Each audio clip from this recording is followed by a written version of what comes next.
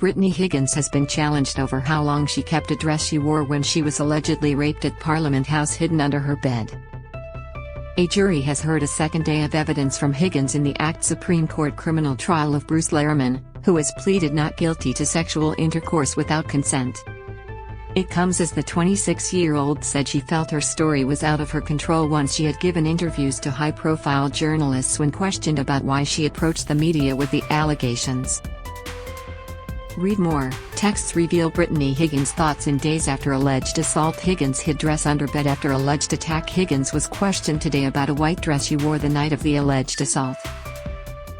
"I kept it under my bed in a plastic bag for a good 6 months," Higgins told the court. "It wasn't touched, it wasn't cleaned. I kept it there, it was like this weird anchor for me. Once it was clear I could proceed with my job, I very symbolically washed the dress," she added. After lunch, Higgins was cross-examined about how long the dress had remained under her bed. Defense barrister Steve Wybrow showed the court a photo of her wearing the garment about 2 months later and put to her that she had lied. Higgins replied that she was simply wrong and that the alleged assault was the worst night of her life. "It stayed under my bed for a period of time. I was wrong," she told the court. Conversations with Linda Reynolds. Higgins also testified today. Former Defense Industry Minister Linda Reynolds told her she did not think her accused rapist was capable of something like that. The pair were working in Reynolds' office as staffers at the time of the alleged assault. Higgins told the court she had a meeting with Reynolds and her chief of staff Fiona Brown after the alleged rape. She described being panicked because she was in the same office with the couch where Lehrmann had allegedly assaulted her. The words were a little lost. She, Reynolds, said something to the effect of "I didn't think he was capable of something like that," Higgins told the court. She said Reynolds apologized to her, but the conversation then turned to the upcoming 2019 federal election. After dreaming of becoming a political media advisor, Higgins said she feared she would lose her job if she made a complaint to the police. "My interpretation of that was that if I raised it with police there were going to be problems," she said. She said she wanted to keep working for the Liberal Party and assist during the election, but also wanted to proceed with the complaint. "It became really apparent it was my job on the line. I'd gone my entire life working towards this moment," she said. She said she decided to toe the party line and not proceed further with the police complaint. Higgins worked with Reynolds during the election but told the court she felt as though she did not like her because of the problems she had caused with the allegations. "I felt like she, Reynolds, did not like being around me based on the fact of how little she would have me on the road with her as a media advisor," Higgins said. After the election, Higgins began working with another Liberal Senator Michaelia Cash. Allegations out of control after media story. Higgins said she was not ashamed of going public with details of her alleged rape before reopening her complaint with the police. Wybrow put to Higgins she told the media about her alleged rape 2 years after it occurred because she wanted to damage the Liberal Party. Higgins said she wanted changes to address systemic problems related to the treatment of women in Parliament House. "I loved my party, I loved the Liberal Party," she said. She told the court the cultural issues and her alleged rape were 2 separate issues she wanted to address. She decided to go down 2 avenues to address the issues by talking to the media and to the police about her allegations. "I stand by my choice.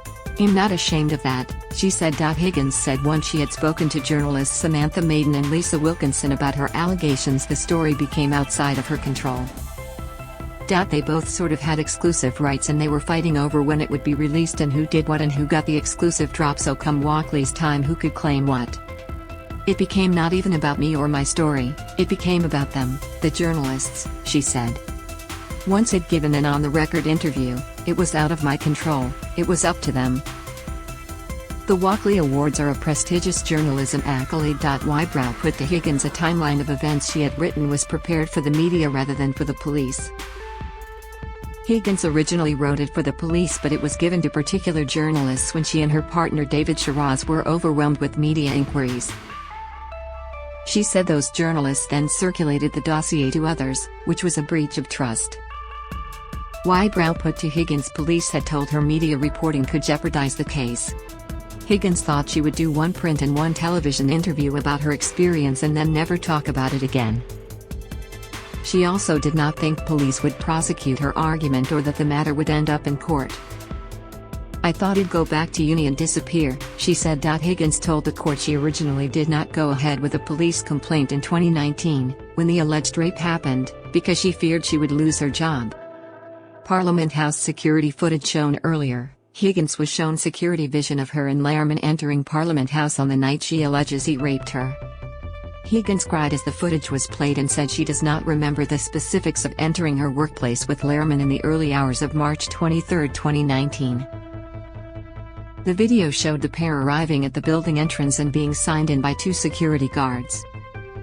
Higgins walked through the security gate, was required to take off her shoes and struggled to put them back on. Barefoot and carrying her heels, she and Lehrmann were escorted to the office by a security guard. The footage ended after the pair entered the office. The footage also showed Lehrmann leaving Parliament House about an hour later in an Uber collecting him. Higgins was seen leaving the building at 10 a.m. that morning, wearing a jacket she said she borrowed from a bag of clothes in the minister's office. The jury also heard an audio recording of Lehrmann at the gates to the ministerial entrance. He told security his name, saying he was with then Minister Linda Reynolds and had been requested to pick up some documents. The jury was also shown photos of the office of Higgins and Lehrmann's former boss, then Defense Industries Minister Linda Reynolds, including multiple images of the couch where the alleged assault took place. The photos were taken by police 2 years after the alleged assault. "I was like a prop, pinned into that corner. My leg was pinned up," Higgins said. The court was also shown an image of Higgins' right leg with a large bruise. The photo was taken about a week after the alleged assault. She told the court she assumes the injury was sustained during the alleged assault. The jury was also shown photos of the office of Higgins and Lehrmann's former boss, then Defense Industries Minister Linda Reynolds, including multiple images of the couch where the alleged assault took place. The photos were taken by police 2 years after the alleged assault. "I was like a prop, pinned into that corner. My leg was pinned up," Higgins said. The court was also shown an image of Higgins' right leg with a large bruise. The photo was taken about a week after the alleged assault. She told the court she assumes the injury was sustained during the alleged assault.